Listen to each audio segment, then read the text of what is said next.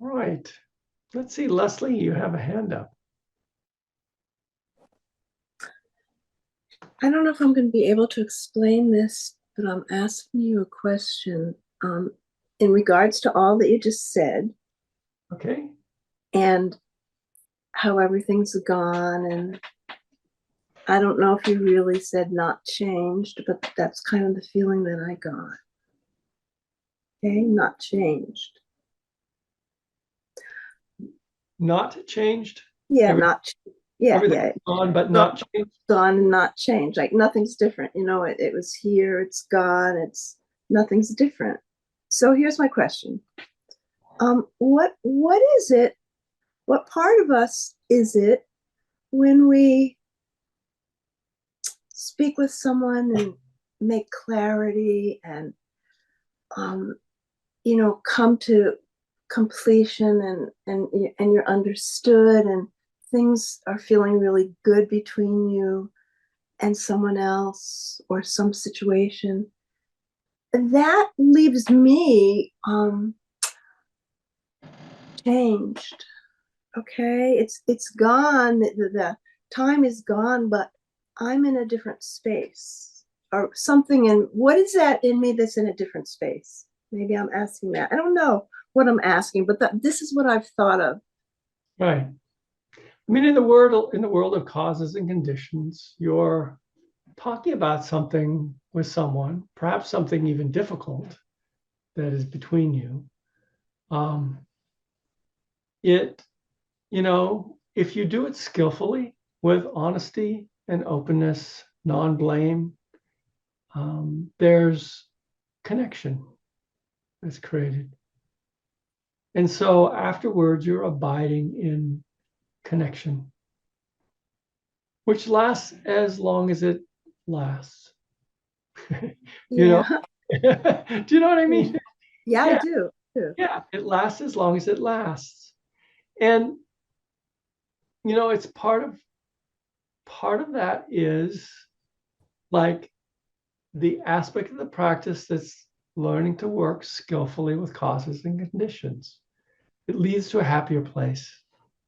Yes. Happiness becomes more sustainable because you're meeting the conditions that arise skillfully, you know, non-aversively, with courage, and um,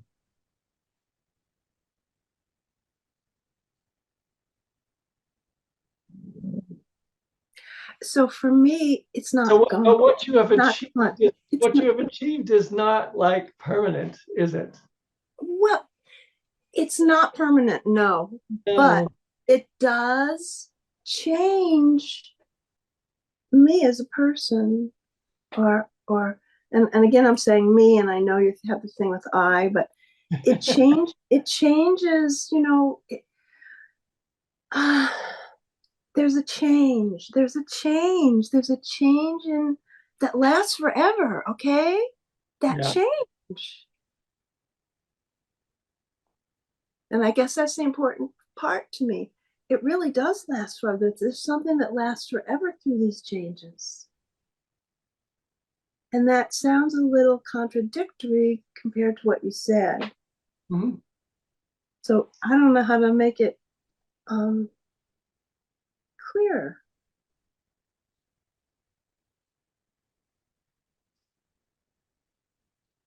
Yeah, I'm not sure exactly how to answer you either from the point of view of the Dharma, that something changes permanently through those moments. I mean, I would say what changes are schemes of recurrence. And there can be big shifts in one's schemes of recurrence. There can be big shifts that I guess you could say they're permanent. If people often go through periods of time when they radically change their point of view and they become someone else in a certain way through some kind of transformation. But that's also part of the impermanence of things, is the way that we pass through these different stages, these different places.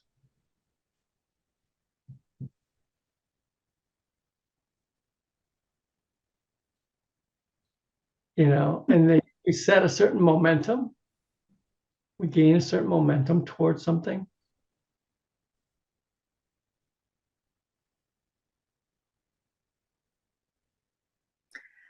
It seems like something grows inside. I don't know what it is. Okay. Yeah, good. And you don't kind of need to know. Something grows inside. Yeah. My word for it might be skillfulness. Wisdom might be another one. It's like the heart gains wisdom. That's a real thing. It sees more clearly and more free from, the distortion of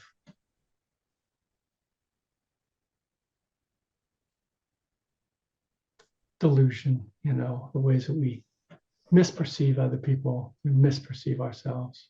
It grows in those ways.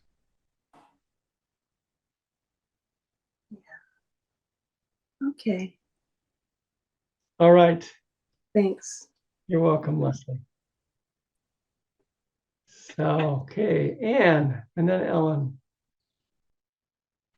I think you're calling me, Anna. Anna, sorry. Okay. So thank you for the fun homework of who is looking through these eyes.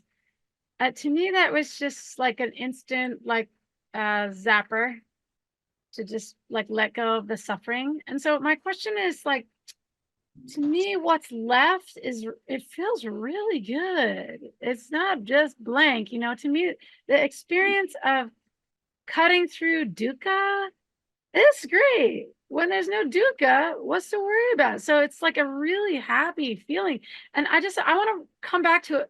Somebody like cut me down when I was like 17 at my first retreat. And I was like, I'm so happy when I meditate and it's so blissful. And then a guy was like, that's just a happy mind state. So then this is my question. Like, is it just okay, some conditioned state? But the mind, when there's no dukkha there, what's to worry about? What could be wrong? Exactly. What's wrong? Okay, so not just happy mind state. What is left when it's looking through these eyes? It's just pure love.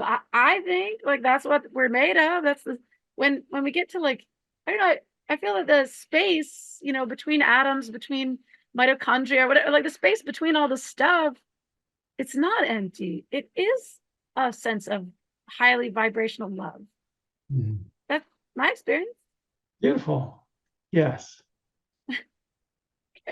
You're not telling me it was just some conditioned happy state.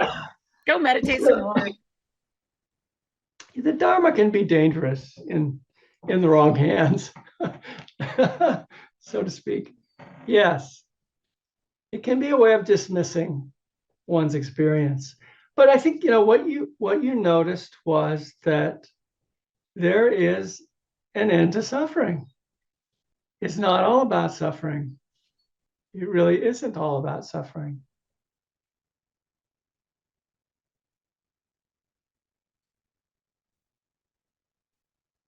It's okay to be happy. And when there's nothing wrong, that, it is the natural state of consciousness is happiness. I know people think I'm insane when I say that because people don't experience that. They experience all sorts of suffering and their minds are full of anxiety and, dread and all sorts of things. But the actual natural state of consciousness is happy. And everything else we've kind of created. And maybe just hearing that is like a nice pointer. So and yes, it's a state of happiness, it's a state of mind, but it's a natural way to be when we're not preoccupied with something we perceive as wrong and needing to change.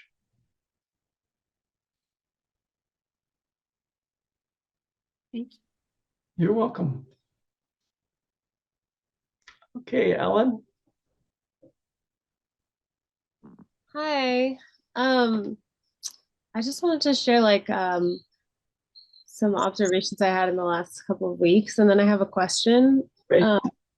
So one thing that I noticed that felt really new to me last week is I was having these sort of like spontaneous physical feelings of peace and gratitude, like kind of coming from nowhere. And I was noticing them in my body and like long enough to recognize them. And I felt like so excited by that because I thought that was sort of coming from training of like being in the moment and just kind of I've been talking to myself like this is reality, and it's been really very interesting and cool. And then this week noticing like I'm really back in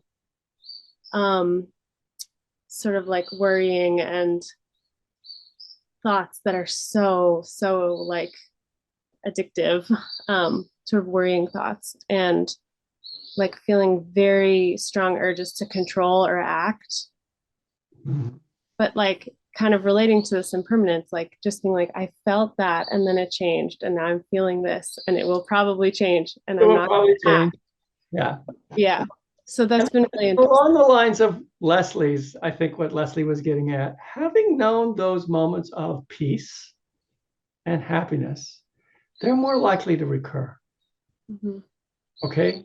So it's not, impermanence isn't just a zero, don't get anywhere kind of thing. But having had those moments and knowing them and knowing the freedom of them, maybe you're a little less addicted to worry. Yeah. Yeah. Yeah. And I'm really trying to notice. where you could find that peace, just like ask. I always like asking, where is that peace? Mm. Is that here? Is that accessible? I like questions because they aren't very graspy. They are, they're not very, give me this kind of in their essence. They're like, I want to know. And see what kind of light can break into the part of you that worries. Okay. Yeah. What do you think is addictive about worrying? Can you say a little more about that? Yeah. What holds you in that? Um, I just have been noticing how much I believe that I can um, create some kind of outcome if I worry and Mhm. think. So it's like kind of trying to figure out what should I be doing to like control the future. Yeah. And yeah, Yeah. yeah, You just smiled. yeah, because I'm really excited about the idea of like um having the like, oh, I'm this is suffering and I can be in this moment right now. Yeah. It's a way to break that cycle. Yeah. And Yeah. what about an uncontrolled future? Yeah. Yeah. It sounds actually kind of good, doesn't It it? sounds scary,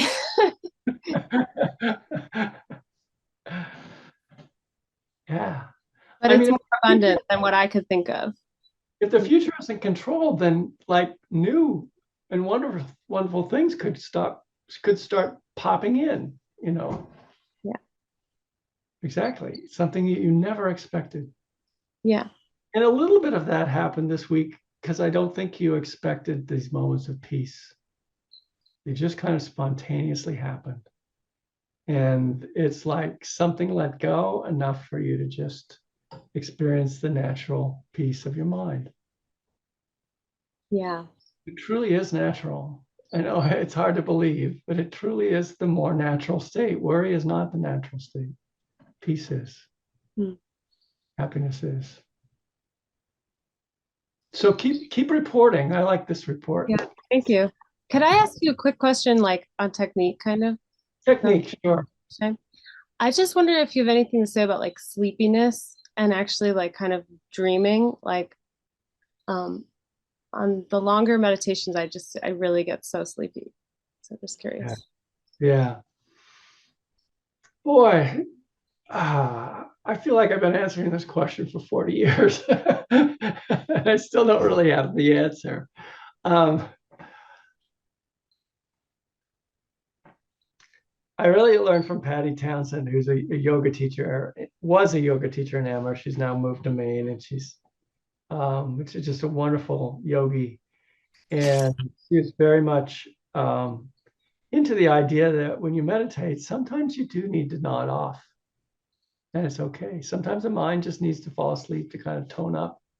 And I've definitely noticed that sometimes a little drowsiness, you pass through it and then you're awake. You're ready to meditate. And so that was after kind of years of feeling like I had to battle the sleepiness.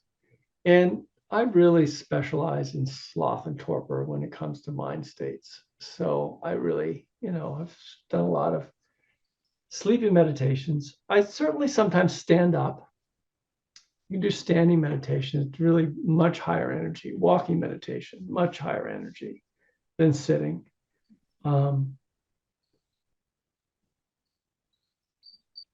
Some of the things to inquire about sleepiness, sometimes you're just tired because you're working yourself too hard, or you don't sleep well. Sometimes there is a subtle aversion to what you're doing when you're meditating.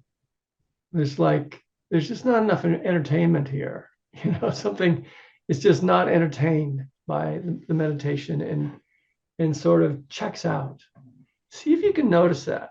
I think that that's a big part of sleepiness, is this, dazzle me, or I don't, I can't stay present unless you're doing something dazzling. Um,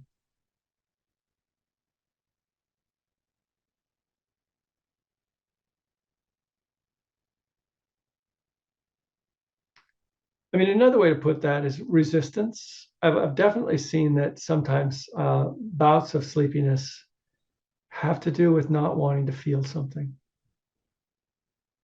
And when I get to the point where I feel something I don't want to feel, there's plenty of energy.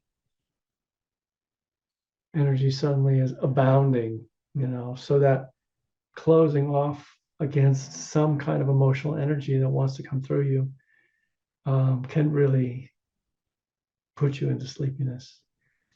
So there's kind of a whole menu. And so what I just recommend is explore see if there's any of the resistance or aversion that's present there in the sleepiness, or see if you really just do better if you just nod off and come back in a longer meditation. Maybe it's not a problem. Okay. Okay. Thank All you. right. You're welcome. I'm going to give Stephen just a couple of minutes here. He's been waiting. Can you hear me now? Yes. Oh, you can. Yes. Okay. Figured it out. Um, the more I become aware of the thoughts and the reactions that show up in my experience, the more I've been noticing that a lot of the tension that I experience comes from the mind and my automatic reaction to it, and that the mind is expecting me to solve a problem, do a math formula in my head, some kind of detail. And for most of my life, I've been responding to that and getting tense.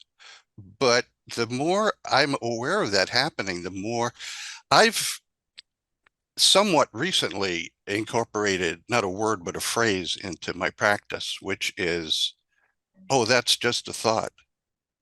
Beautiful. I like And yeah, and it works. that's Like it. whatever I'm feeling as a reaction to the thought just disappears, because I know it's just a thought. It's a delusion. And Good it's really thought. not important. I can go back to being in the moment and enjoy it. And that happens. All right. We're gonna have to cut this one short, Stephen, but that in itself is really worth hearing. You know, it's just a thought. It works wonders. Yep. Just let Thank you. thoughts be thoughts. All right.